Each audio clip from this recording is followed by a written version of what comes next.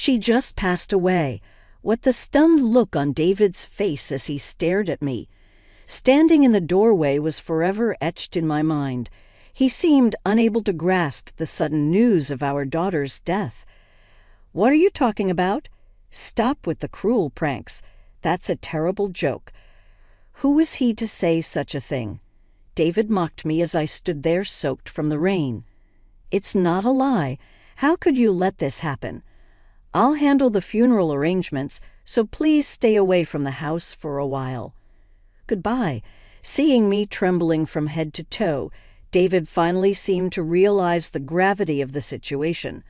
Leaning back in shock and muttering, "Is this for real?" But his reaction seemed so distant, so detached. It grated on my nerves. I turned on my heel, rage burning inside me. I'll never forgive him.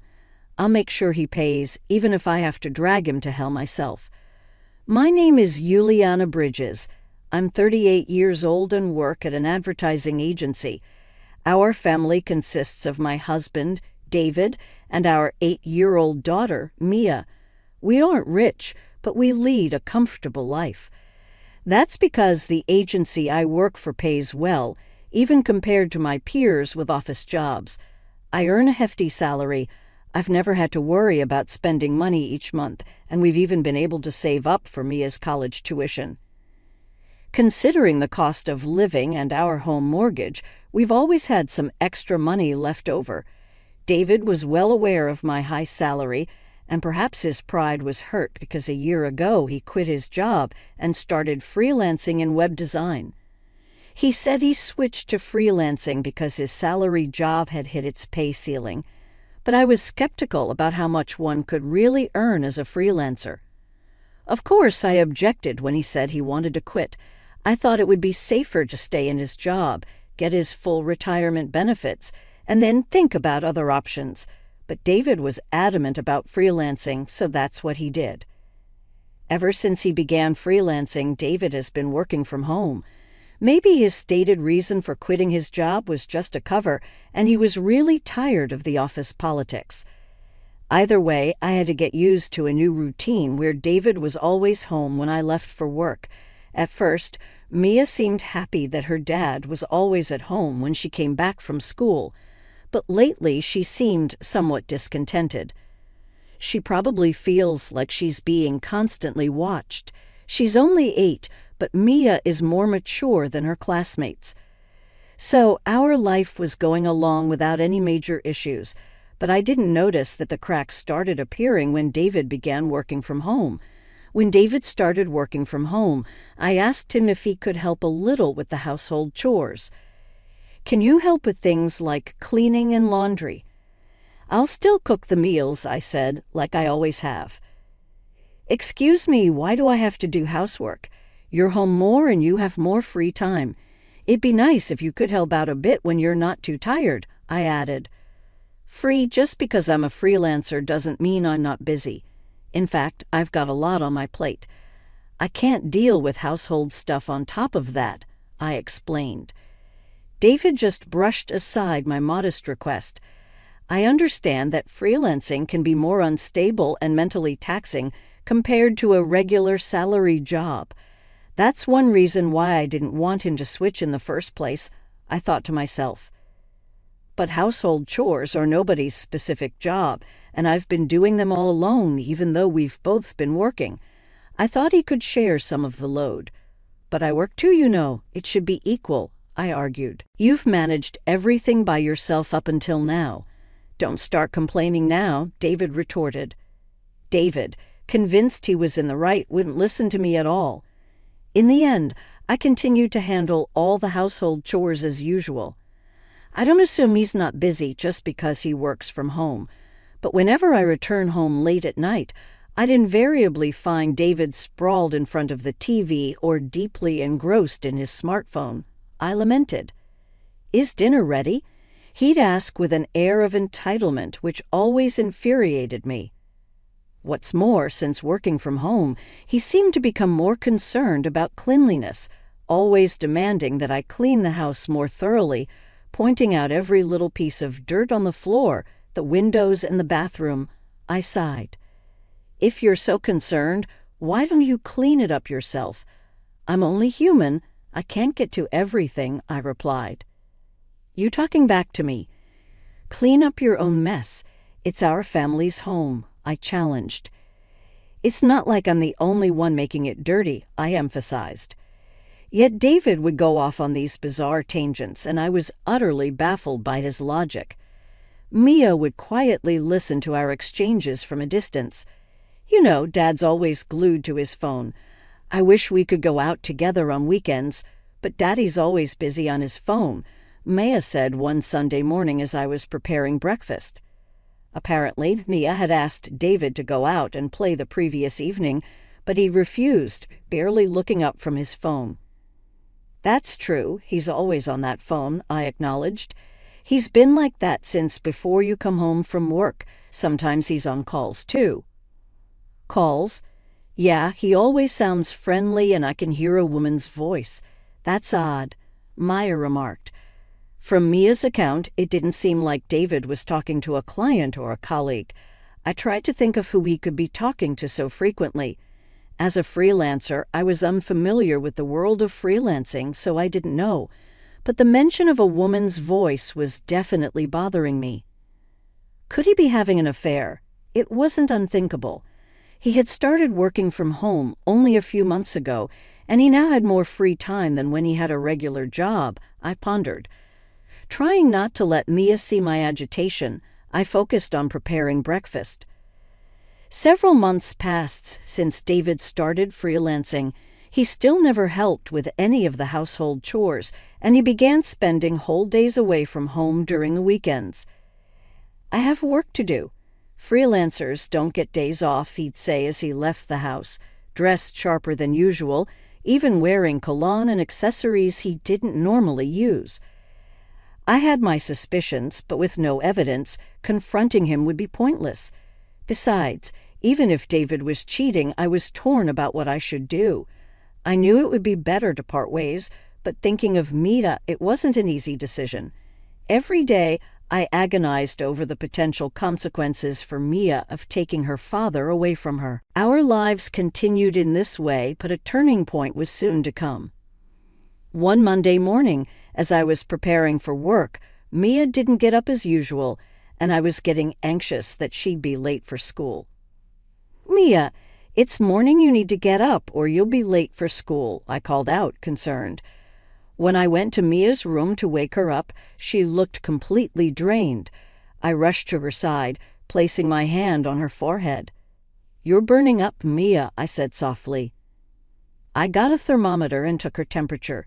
It read 103 degrees Fahrenheit. I don't know what to do. I can't take the day off today. I have an important meeting. While I was panicking, David entered the room. What happened? He asked. Mia is running a high fever. I can't take the day off from work today. Maybe we should call a babysitter, I suggested. A babysitter? I'll take care of her. Just let her rest, right? I can make her some soup. It'll be fine, David offered. I was utterly taken aback by David's sudden willingness to take care of Mia. David, who had never lifted a finger to help with household chores or child rearing, was now offering to care for our daughter when she's sick. Unbelievable. Though I found it hard to believe, I decided to trust him given the urgency of the situation. All right, thank you. There's some fruit in the fridge. Give her some if she feels like eating, I instructed, relieved by David's reassuring response. Hurriedly, I got ready and left the house. I was deeply concerned about Mia, but arriving at work on time was my top priority for the moment. By the time I reached my office in New York, the skies had darkened and it had started raining. Fortunately, I had a foldable umbrella with me, so I reached the office without getting wet. The meeting began in the afternoon as scheduled, but I couldn't stop thinking about Mia. The office was abuzz due to the sound of heavy rain and strong winds from outside. Come to think of it, wasn't there news about a hurricane approaching? I'd been so busy lately that I hadn't been keeping up with the weather updates, but I remembered a warning about a hurricane making landfall tonight. During the meeting, all of my colleagues, including myself, were constantly distracted by the storm outside, frequently glancing out the windows. By 7:00 p.m., when I was finally done with work and heading home, the earlier storm had turned into a torrential downpour, causing several train delays. The train I was supposed to catch was also delayed, and the platform was packed with people.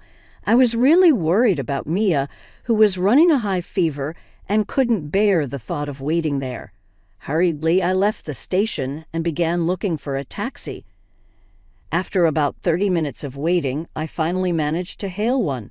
After a 30-minute ride, I arrived home but was speechless at the sight that greeted me.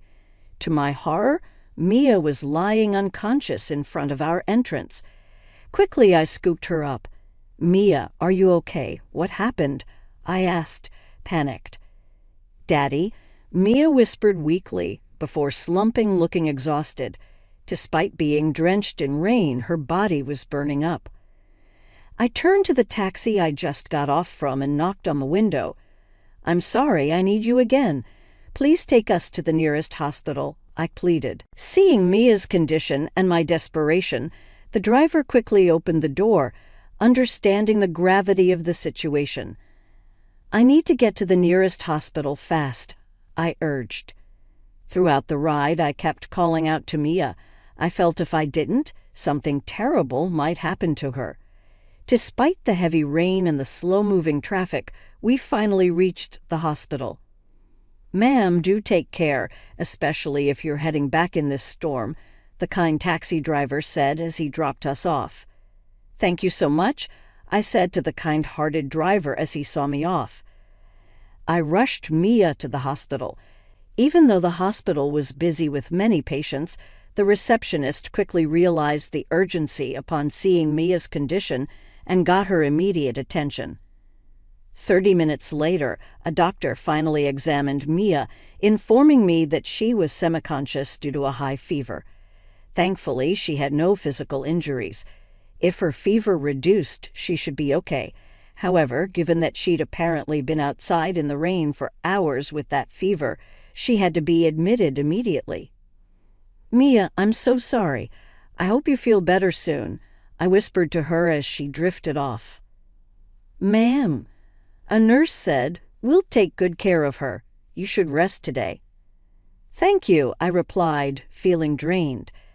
After spending 5 hours at the hospital, endlessly staring at Mia's pained face as she slept, a nurse finally approached me.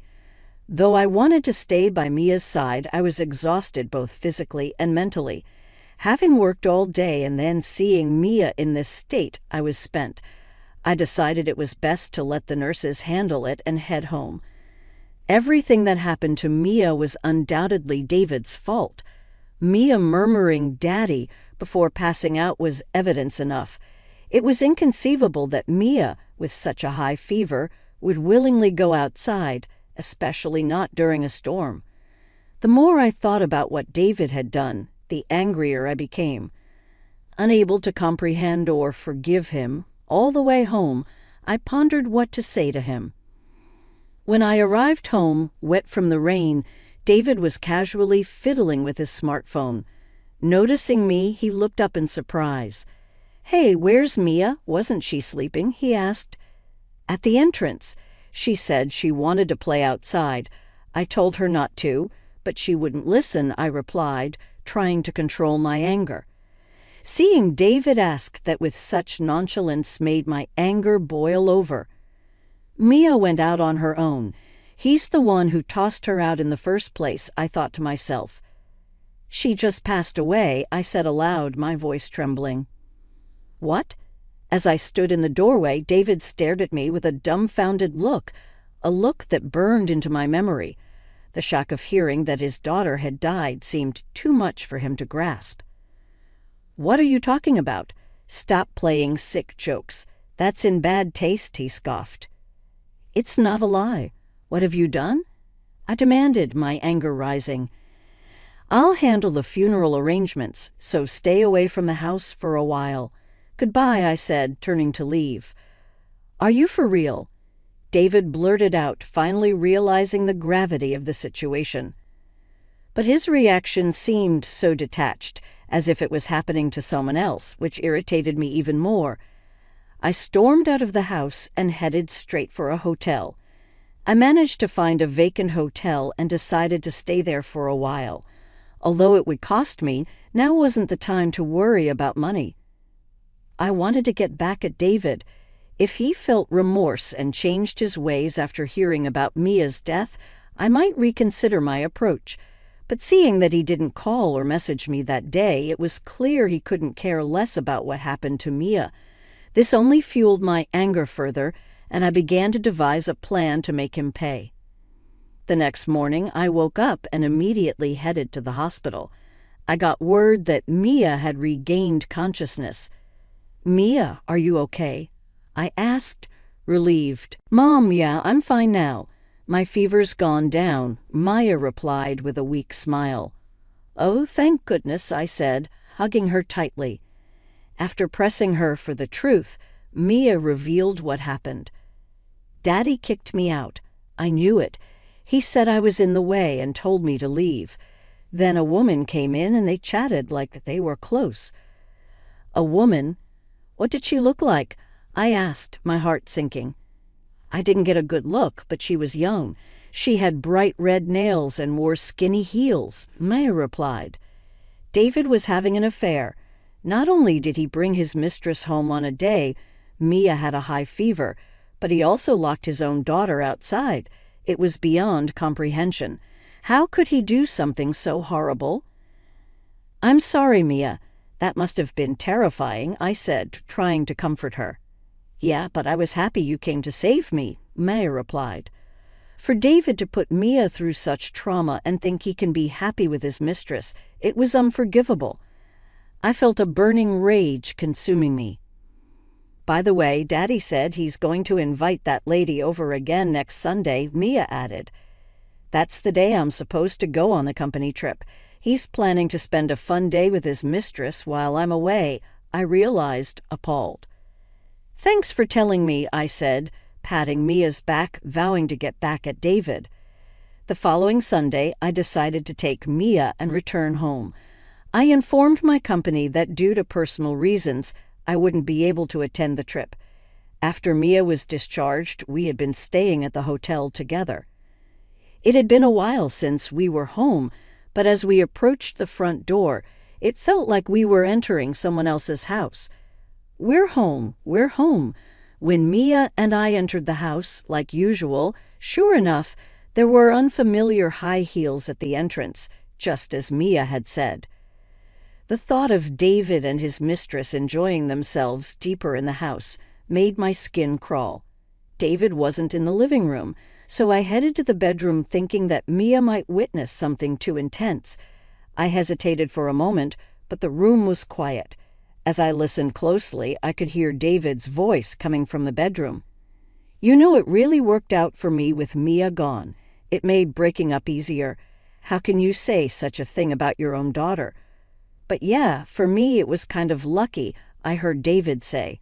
Hearing the two of them talking about Mia's supposed death as if it was a good thing or lucky made my head spin.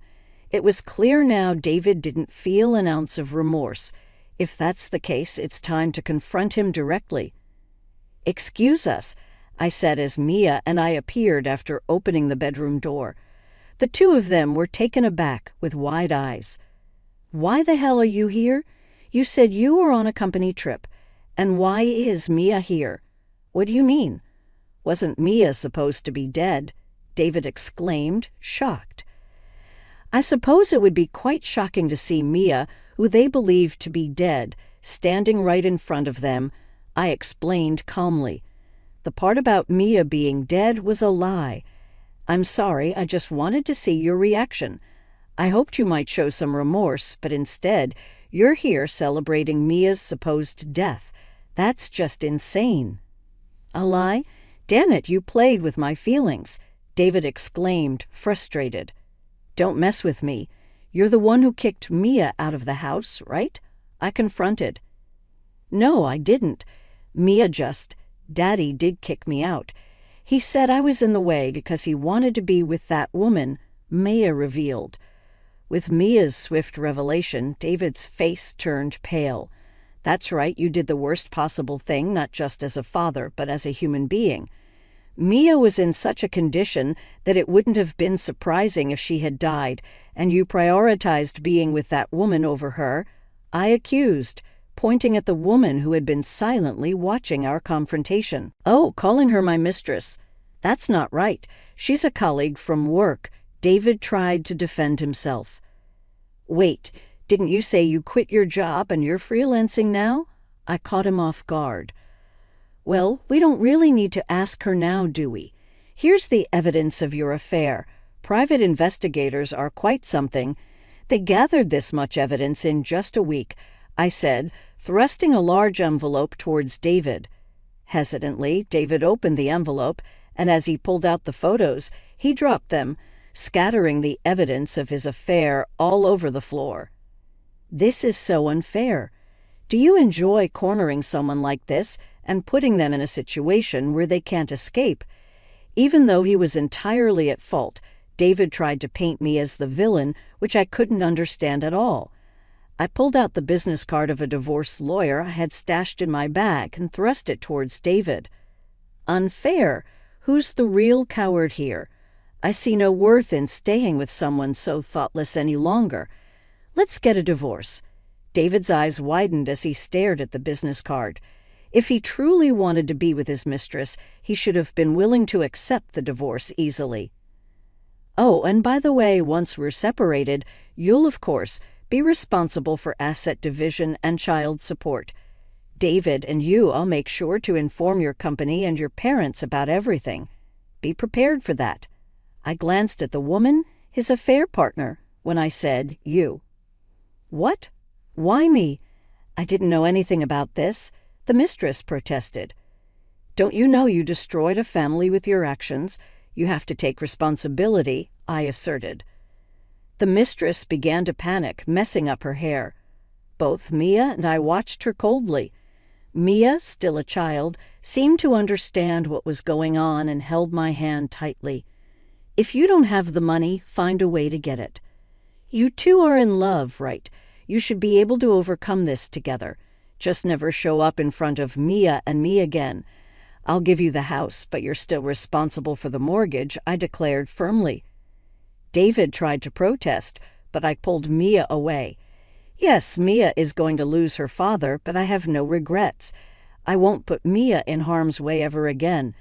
We'll do our best from now on, okay, Maya? Yeah, Maya replied happily.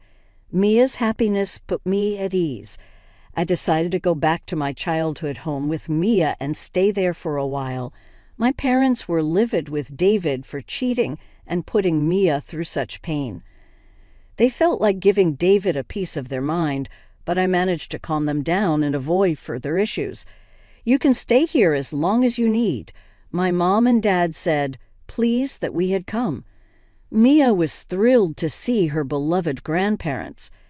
For now, everything seemed all right. As for David, he got a lawyer and managed to settle the child support and asset division in one payment. I couldn't imagine David having millions saved up, so he probably took on some debt. With the remaining mortgage to pay off, David must be stretched pretty thin right now.